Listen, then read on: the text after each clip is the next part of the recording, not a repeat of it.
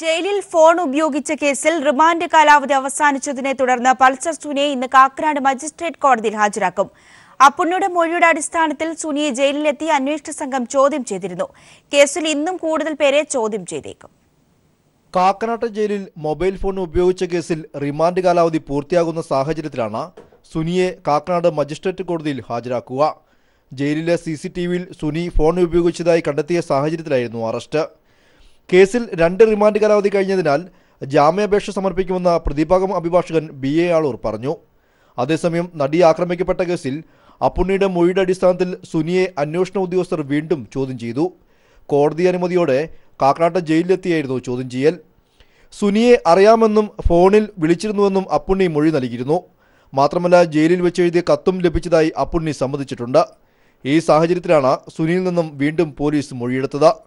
രണ്ടുപേരുടെയും മൊഴികൾ പരിശോധിച്ച ശേഷം അന്വേഷണ സംഘത്തിൽ നിന്നും നിർണായകമായ നീക്കങ്ങൾ ഉണ്ടാകുമെന്നാണ് സൂചന. അപ്പുണ്ണിയെ വീണ്ടും വിളിച്ചു വരുത്തുവാനും നടപടികളിലേക്ക് നീങ്ങാനും സാധ്യതയുണ്ട്. സുനി ജയിലിൽ നിന്ന് നാദിർഷയുടെ ഫോണിലേക്കും വിളിച്ചിരുന്നു. നാദിർഷയെയും വരും ദിവസങ്ങളിൽ വിളിച്ചു വരുത്തുമെന്നാണ് സൂചന. കേസുമായി ബന്ധപ്പെട്ട് സിനിമാ മേഖലയിലെ കൂടുതൽ പേരെയും ചോദ്യം ചെയ്യും. News bureau, Kochi.